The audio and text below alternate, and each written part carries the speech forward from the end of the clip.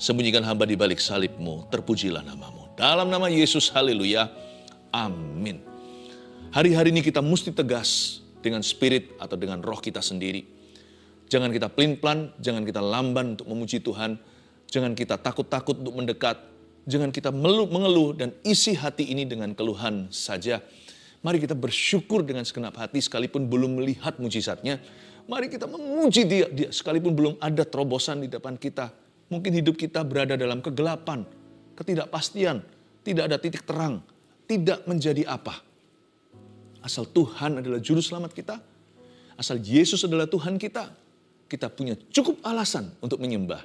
Karena nama kita tertulis dalam kitab kehidupan. Catat ini sebagai tema kita hari ini, tetap setia saat doa belum terjawab. Mari kita buka kitab seorang yang sengsara namanya Ayub.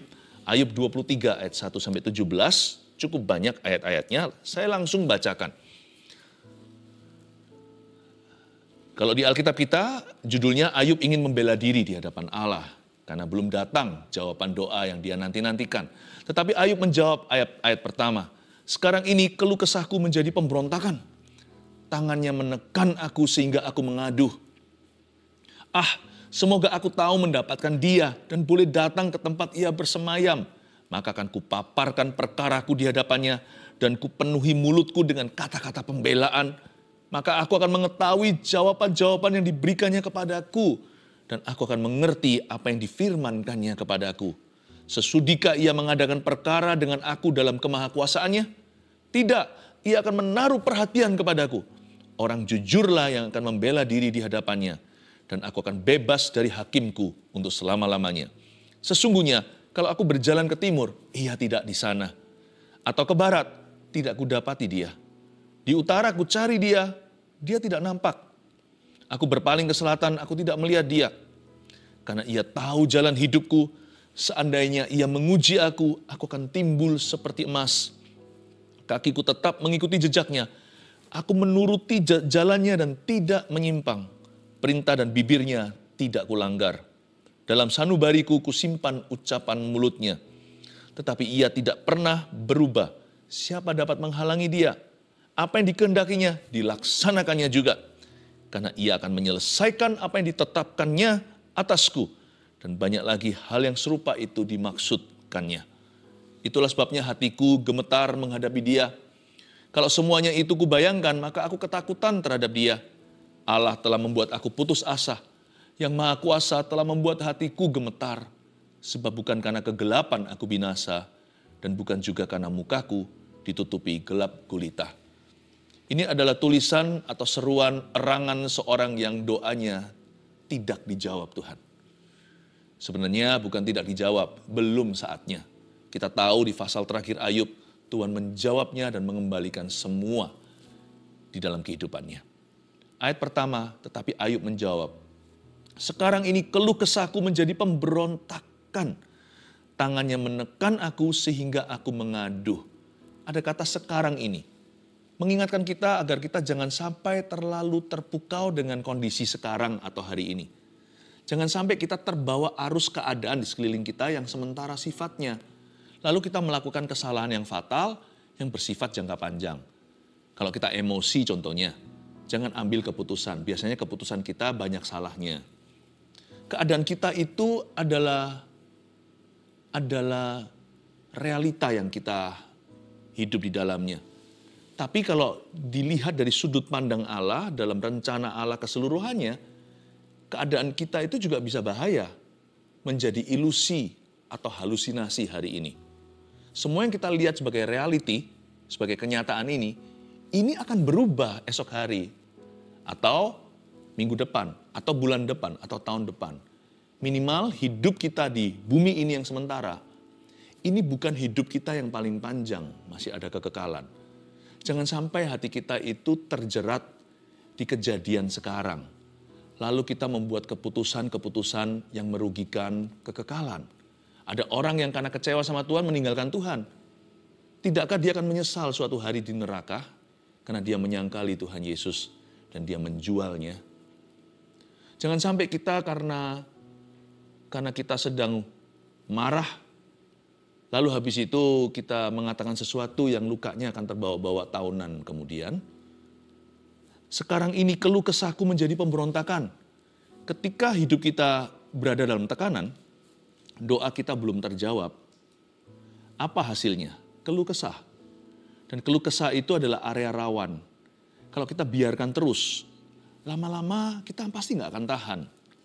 Terjadi pemberontakan. Ini juga adalah daerah yang harus kita waspadai. Waktu doa belum terjawab, manusia cenderung untuk marah sama Tuhan. Waktu belum ada jawaban doa, hati kita di posisi atau di titik rawan untuk memberontak kepadanya. Tangannya menekan aku, kata Ayub. Ini sudah nyaris. Dia sudah masuk ke perbatasan. Dikit lagi dia akan menyalahkan Tuhan. Tangannya menekan aku. Tangannya sini N huruf besar. Berarti dia menuduh bahwa semua pencobaan ini datangnya dari Tuhan. Tapi Ayub belum berdosa. Ini baru keluh kesah. Dia belum tutup kalimat. Hati-hati ya. Orang kalau lagi pahit hidupnya, dia bisa pahit sama yang Maha Kuasa. Mentang-mentang karena Tuhan itu berkuasa dan Tuhan itu berdaulat. Makanya apa-apa kita selalu harapkan dia lepaskan kita dari sumber permasalahan. Kalau belum, kita berkata, kenapa sih engkau begitu? Kenapa dikau lamban? Seolah-olah Tuhan memang sengaja mau lihat kita berlama-lama dalam kesengsaraan. Orang kalau dalam tekanan, dengan mudah dia bisa nyalahkan Tuhan. Ayub sudah nyaris, hampir saja terpleset dia. Dia berkata, tangannya menekan aku sehingga aku mengadu. Tapi belum sampai tutup kalimat, jadi dia belum berdosa. Semoga aku tahu mendapatkan dia dan boleh datang ke tempat ia bersemayam. Ayat 3, nampak sudah ternyata ayat 2 tadi itu adalah erangan tidak tahan. Aku nggak tahan ya Tuhan. Kenapa aku tertekan? Semoga aku tahu di mana aku bisa ketemu sama dia.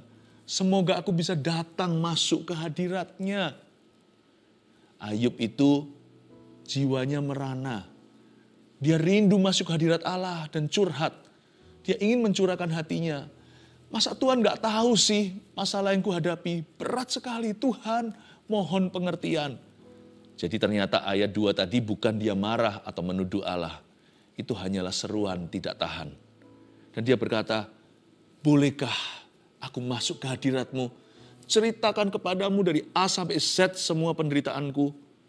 Ternyata pada dasarnya Ayub hanya rindu untuk didengarkan oleh Yang Maha Kuasa. Boleh kita itu merana. Boleh kita stres bahkan. Boleh kita merasa gak tahan. Tapi jangan pernah kita memberontak sama Tuhan. Jangan pakai penderitaan kita sebagai alasan untuk menuduh dia. Jangan pakai penderitaan kita sebagai pembenaran untuk kita menyalahkan dia. Maka akan kupaparkan perkaraku di hadapannya, ayat 4. Dan kupenuhi mulutku dengan kata-kata pembelaan. Ini sangat manusiawi, sangat normal. Waktu kita lagi menderita, apalagi kalau kita nggak salah, mulut kita diisi dengan apa? Pembelaan diri biasanya. Aku nggak salah loh Tuhan, aku melayani Tuhan kok diizinkan ini terjadi. Aku sudah puasa, sudah memberi persembahan. Aku sudah memberitakan Injil-Mu. Kenapa doaku sendiri pun belum terjawab satu persatu? Hati-hati ya, mulut kita jangan dipenuhi dengan kata-kata pembelaan. Namun kita harus tetap setia kepada Tuhan saat doa belum terjawab. Orang yang memberontak tidak setia sama Tuhan. Orang yang mengeluh tidak setia kepada Tuhan.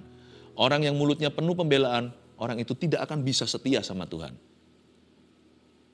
Maka aku akan mengetahui jawaban-jawaban yang diberikannya kepadaku, ayat 5. Dan aku akan mengerti apa yang difirmankannya kepadaku. Sudikah ia mengadakan perkara dengan aku dalam kemahakuasaannya? Ayub merasa minder sama Tuhan. Dia berkata, masa Tuhan mau sih bicara sama seorang seperti aku yang hina dan seperti sampah? Sudikah, masa sudi sih Tuhan itu mau mengadakan perkara dengan orang yang hina seperti saya? Bukankah dia Maha Kuasa? Lucu ya di ayat 6. 6a itu dia minder-minder sendiri. Tapi 6b, dia kuatkan imannya. Lalu dia berkata, tidak. No. Dia pasti akan menaruh perhatian kepadaku. Ayat 6a dia kurang percaya. Ayat 6b dia kuatkan kepercayaannya dalam Tuhan. Dia mengapi-apikan dirinya. Masa Tuhan mau dengarkan doaku? Masa orang seperti aku, orang buangan ini? Masa Tuhan sudi? Jangankan mengabulkan. Sudikah dia mendengarkan? Lalu dia berkata, tidak. Seperti dia protes terhadap pernyataannya sendiri. No. Dia pasti akan menaruh perhatian kepadaku. Jadi saya bisa melihat bahwa he was really struggling on the inside. Ayub ini sungguh-sungguh bergumul. Dia bergumul andai kata roh bisa berdarah, dia sudah berdarah-darah. Badannya memang berdarah. Karena Alkitab mencatat, Ayub itu terkena penyakit saking gatalnya. Dia pakai beling, pakai kaca, pecahan serpihan itu untuk menggaruk-garuk kulitnya. Sampai berdarah. Tapi andai kata roh bisa berdarah, inilah wujudnya. Ayub bisa kadang-kadang berkata, nggak mungkin. Lalu setelah itu, menit kemudian dia berkata, mungkin. Nggak bisa, nggak, harus bisa. Masa Tuhan mau ya? Nggak mau lah. Dia harus mau. Dia bergumul sungguhan. Ayub ini relevan. Bukankah ini yang kita alami? Bukan berarti kita gila. Tapi kita itu bergumul untuk percaya. Kuat gravitasi ketidakpercayaan menarik kita ke bawah. Rasanya hati ini mau memberontak sama Tuhan. Rasanya mulut kita itu mau menghujatnya. Kalau doa belum terjawab itu rasanya mau lari aja dari hadirat Allah. Sekalipun ada ayat berkata, kemanakah aku dapat pergi menjauhi rohmu Tuhan. Kayaknya kita mau terbang ke ujung bumi kalau bisa.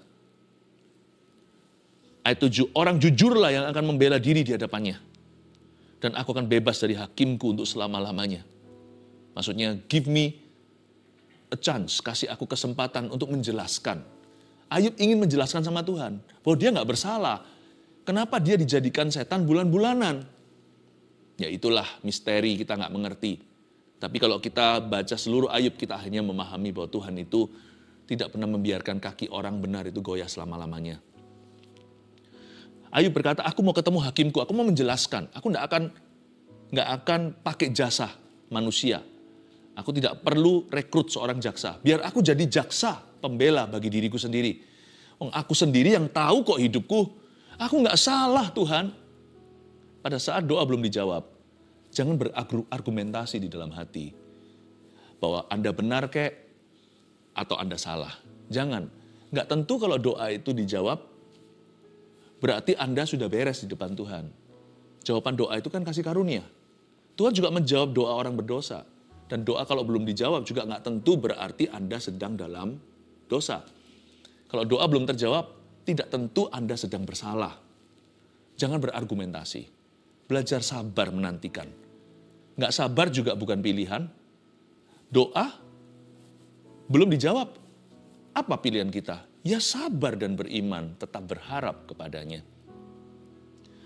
Ayat 8, sesungguhnya kalau aku berjalan ke timur, ia tidak di sana. Wait, tunggu. Ini bukan hanya doanya nggak terjawab. Ayub tidak bisa merasakan hadirat Allah. Wow, Anda nggak sendirian. Kita nggak sendirian. Kadang-kadang kita merasa kering kerontang. Rasanya orang lain kok bisa nangis ya dalam hadiratnya. Orang lain kok bisa terjamah. Aku kok rasa kering ya, garing.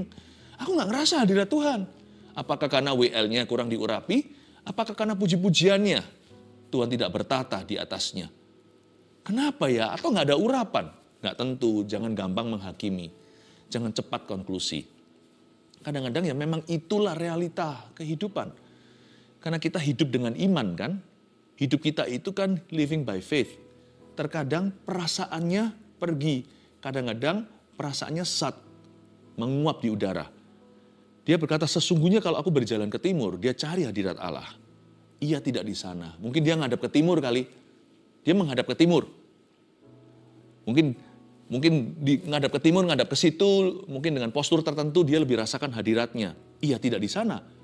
Ayub berkata, I cannot feel him. Aku tidak bisa merasakannya. Atau ke barat, dia ganti arah ke barat.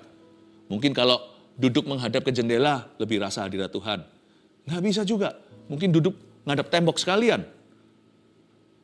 Tidak ku dapati dia. I cannot get him.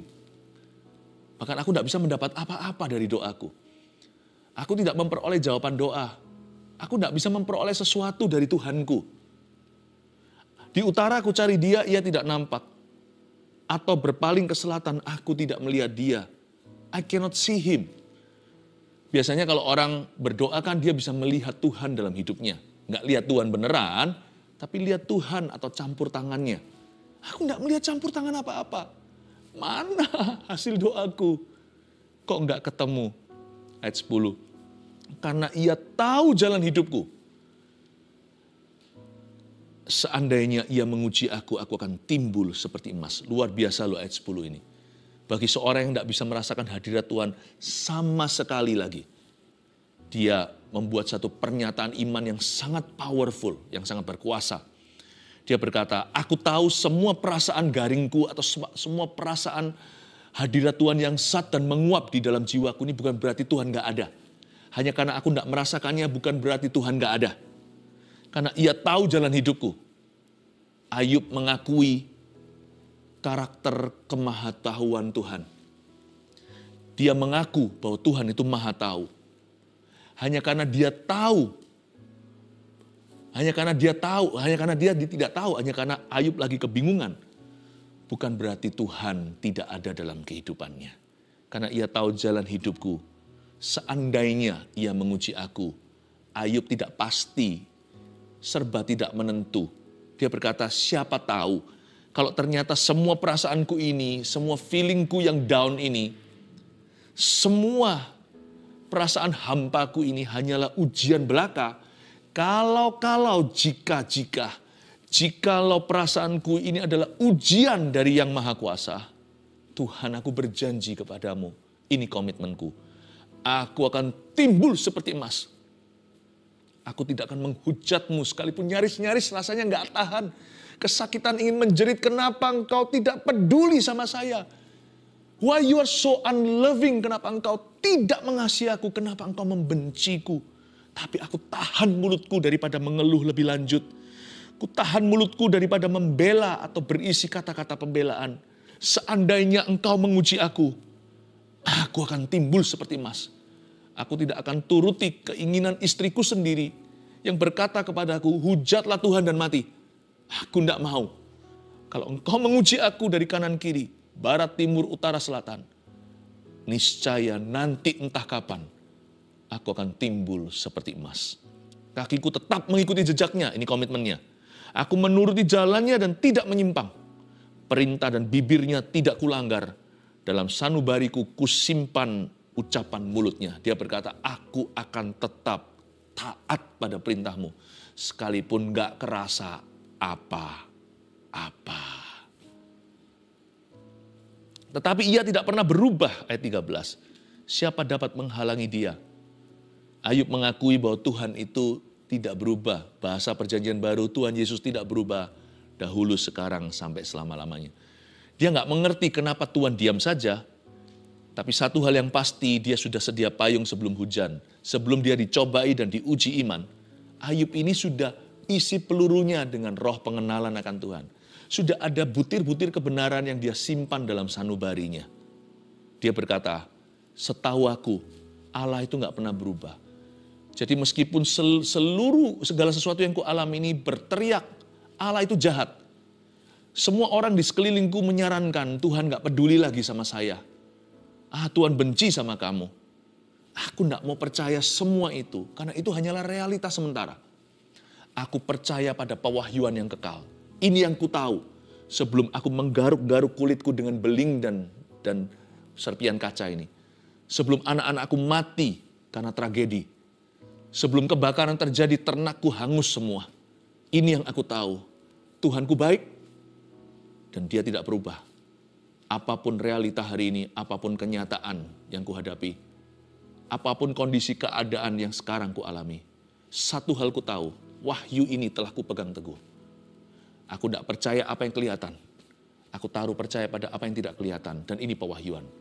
Tuhanku tidak berubah, dia baik. And he never changes. Dia itu naik banding ke moralitasnya Tuhan. Tuhan punya moral itu tidak bercacat celah. Allah itu tidak jahat. Dan tidak ada pertukaran bayangan di dalam dirinya. Tuhan tidak bisa berbuat jahat. Dan Tuhan tidak bisa jahatin kita. Dia berkata, tetapi ia tidak pernah berubah, siapa dapat menghalangi dia. Lalu dia katakan di ayat 13b, inilah kedaulatan Allah. Disinilah dia terbentur. Dia terbentur kedaulatan Tuhan dan dia nggak bisa apa-apa. Dia nggak bisa paksa kehendaknya. Apa yang dikehendakinya dilaksanakannya juga. Dia nggak tahu, kalau Tuhan izinkan semua yang kualami ini, belum ada jawaban doa lagi. Maka anggaplah itu kedaulatan yang aku belum mengerti. Apa yang dikehendakinya dilaksanakannya juga. Karena dia raja, dia tidak berutang apa-apa. Makanya itu Ayub di sini, di ayat 13, dia kuburkan roh penasaran. Tadinya dia menuntut, kan dia mau pembelaan. Kan dia juga mau membeberkan perkaranya di hadapan hakimnya, ya kan? Tadinya dia ingin berdebat dengan yang Maha Kuasa. Dia menuntut Tuhan menjawab pertanyaannya. Ada satu pertanyaan Ayub yang selalu ada di dalam hatinya waktu mengalami semua sengsara ini. Mengapa kau izinkan? Why Lord, why? Kenapa?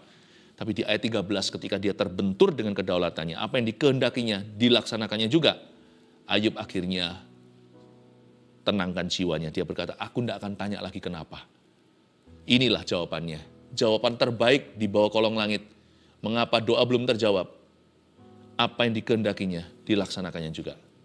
Tuhan memberi, Tuhan mengambil, terpujilah nama Tuhan. Tuhan menjawab semua doa kita sesuai kehendaknya. Terbentur kedaulatannya, Ayub kalah dan Ayub mengalah. Menurut saya di ayat 13 akhir ini, damai sejahtera mulai merayap masuk dalam jiwanya. Damai sejahtera yang melampaui segala akal budi. Ayat 14, karena ia akan menyelesaikan apa yang ditetapkan atasku. Ini kan kata-kata orang aman. Ia pasti akan selesaikan apa yang ditetapkan atasku. Dia yang memulai pekerjaan baik di dalam diriku akan menyelesaikannya. Entah gimana, kapan waktunya, jatuh temponya kapan, hanya Tuhan yang tahu. Tapi aku tahu dengan iman bahwa Tuhan akan selesaikan apa yang ditetapkan. Kalau Tuhan memberkati aku, kalau Tuhan seolah mencabut berkatnya, aku tahu Allahku bukan kutuk, Allahku adalah berkat. Dia akan memberkati aku kembali. Ini kata-kata orang yang restored atau yang pulih hati. Dan banyak lagi hal yang serupa itu dimaksudkannya. Apa maksudnya ayat 14b? Banyak hal lagi yang serupa dimaksudkannya. Ini yang disebut dalam bahasa Inggris etc., etc., dan lain-lain, dan sebagainya, DSB. Ia akan menyelesaikannya. Bahkan hal-hal yang lainnya etc., dan lain-lain, dan sebagainya yang sekarang aku belum bisa lihat karena aku terlalu sekarang terpaku dengan sengsaraku. Aku belum tahu, by faith sajalah, aduh pokoknya dengan iman saja deh. Aku tahu nanti ke depan masih jauh, masih panjang jalanku. Tuhan akan menyelesaikannya untuk aku. Ini kata-kata orang beriman. Sementara jari jemarinya pegang beling dan kaca dan garuk-garuk kusta di badannya atau lepra. Itulah sebabnya hatiku gemetar menghadapi dia. Kalau semuanya itu kubayangkan maka aku ketakutan terhadap dia. Inilah attitude atau sikap hati yang harus kita punya. Yang disebut roh takut akan Allah. Jangan tunggu jawaban doa. Baru kita berkata terima kasih ya Tuhan. Tapi waktu doa belum dijawab. Tetap takut dong sama Tuhan Yesus. Memang kunci kerajaan sorga diserahkan kepada kita. Yaitu untuk kita bisa berdoa. Tapi jangan lupa loh. Ada kunci yang tidak diberikan ke kita atau gerejanya. Kunci hidup, kunci mati. Kunci hidup, kunci maut. Selama di atas masih ada yang Maha Kuasa, takutlah. Jangan tunggu dijawab doanya, baru kita mengabdi kepadanya. Doa belum terjawab, tetap takutlah akan Dia yang memegang kunci kehidupan dan kunci kematian. Allah telah membuat aku putus asa. Yang Maha Kuasa telah membuat hatiku gemetar. Bahaya ayat 16, orang yang putus asa itu biasanya vulnerable, rawan jiwanya. Sebab bukan karena kegelapan aku binasa, dan bukan juga karena mukaku ditutupi gelap gulita. Inilah orang dunia katakan, orang kalau matanya gelap. Mukanya gelap ya matanya gelap dong. Mukaku ditutupi gelap gulita berarti matanya nggak ada sinar. Mata gelap gulita biasanya akan halalkan segala cara dan juga halalkan dosa. Atas nama A_N. Atas nama kecewa sama Tuhan. Ini bahaya. Tapi Ayub tidak demikian. Dia bilang, sekalipun aku putus asa, mukaku ditutupi gelap gulita, hatiku tetap gemetar menghadapi Dia. Dan aku tetap ketakutan terhadap Dia. Membuat orang ini beda, makanya ada di ayat firman untuk kita pelajari dan teladani. Dia berkata, sekalipun aku sedang putus asa, rawan ya. Mukaku ditutupi gelap gulita, matanya gelap gulita, alias matanya nggak bisa lihat titik terang atau tidak ada secercah pengharapan. Namun ini komitmen hatinya, hatiku tetap gemetar menghadapi dia. Dan aku tetap ketakutan terhadap dia. 3 poin sederhana saya berikan kepada Anda dalam menanti-nantikan jawaban doa. Bahwa kita harus tetap setia saat doa kita belum terjawab. 1, kita harus tetap taat pada perintahnya saat tidak bisa rasakan hadiratnya. Ini review apa yang kita pelajari sepanjang pasal ini. Kalau kita tidak bisa rasakan hadiratnya, terus jangan habis itu semerta-merta langsung lari kepada dosa. Hanya karena kita nggak bisa rasakan hadiratnya, lalu kita tidak mau pelayanan. Kita nggak bisa rasakan hadiratnya, kita berhak memberontak. Nggak boleh. Kita rasa nggak rasa hadiratnya hari ini, maksudnya feelingnya, perasaannya. Tuhan tetap hadir kok. Tuhan tetap ada di atas tahtanya kok. Tuhan hadir nggak hadir itu nggak ada hubungannya dan nggak bergantung pada engkau dan aku merasakannya atau tidak. Tetap taat pada perintahnya karena itu obligasi kita, karena itu adalah duty, tanggung jawab kita. Komitmen itu kalau kita pakai cincin kawin, mau lagi perasaan romantis atau enggak, tetap harus setia pada pasangannya dalam suka maupun dalam duka. Dalam sakit maupun sehat. Tetap harus setia. Kalau lagi nggak rasa romantis, bukan berarti boleh selingkuh. Karena cincin ini berarti apa yang Tuhan persatukan tidak boleh diceraikan. Dengan Tuhan Yesus sama. Iman kita itulah cincin kawin kita kepada Tuhan. Bukan perasaan. Kalau kita nggak merasakan hadiratnya, kita tidak boleh berzina secara rohani dengan adanya ilah lain di hidup kita. Berzina secara jasmani juga jelas-jelas tidak diperbolehkan. Tetap taat pada perintahnya saat tidak bisa rasakan hadiratnya. 2, tetap percaya pada janjinya saat tidak ada jawaban doa. Tuliskan itu. Tetap percaya pada janji Tuhan saat tidak ada jawaban doa. Itu tadi kan, dia nggak pernah berubah, apa yang dikehendakinya ditetapkan. Yang ditetapkan Tuhan akan tetap menyelesaikannya. Banyak lagi hal serupa yang dimaksudkannya, sekalipun kita nggak bisa melihat apa-apa. Tetap taruh harap kepadanya, tetaplah percaya pada janjinya. 3, tetap takut akan dia saat hati putus asa. Hanya karena kita putus asa tidak melihat masa depan. Bukan berarti kita boleh liar lalu pergi kemana-mana di luar hadirat Allah. Tetaplah takut akan dia saat atau ketika hati kita putus asa. Jangan pergi kemana-mana, tetap stay di hadirat Allah. Better to stay in His presence. Lebih baik kita tinggal dalam hadiratnya sekalipun kita tidak lihat secercah pengharapan. Daripada kita mencari pengharapan palsu dengan lari ke dunia. Tetap takut akan Tuhan ketika hati kita itu lagi down, lagi discouraged. Hati kita lagi tidak punya pengharapan. 3 poin ini, catat baik-baik. Tetap setia saat doa belum terjawab. 1, tetap taat pada perintahnya saat tidak bisa merasakan hadiratnya. 2, tetap percaya pada janjinya saat tidak ada jawaban doa. 3, tetap takut akan dia saat hati kita putus asa. Mari saya ajak kita masuk ke hadirat Tuhan sekali lagi.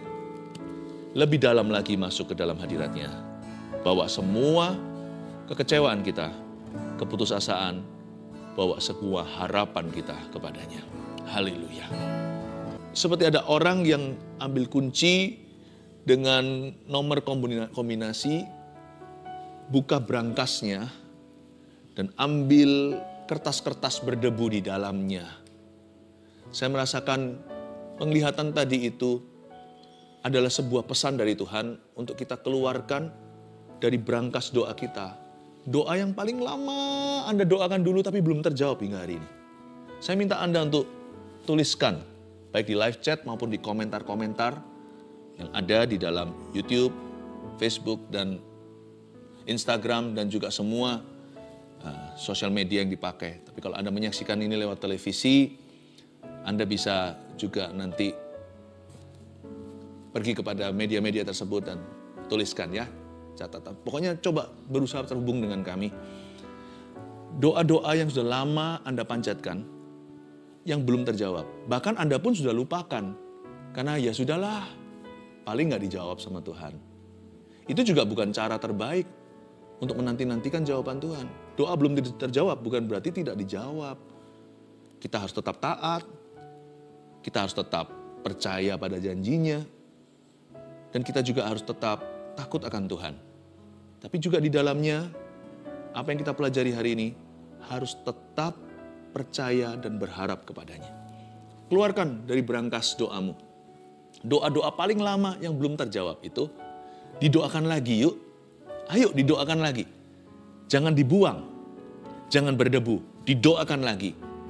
Meskipun belum terjawab, entah kapan dijawab. Doakan terus, apalagi kalau kita tahu itu adalah janji Tuhan dalam hidupmu. Mari kita sekarang ulurkan tangan kita, saya akan berdoa bagi setiap orang yang menuliskan doa-doa lama yang sudah berhenti didoakan karena belum dijawab Tuhan. Tuliskan semuanya, mulai dari yang lama, mulai dari yang Anda anggap kadaluarsa sampai yang terbaru. From the oldest to the latest ya. Dari yang paling lama, catatlah.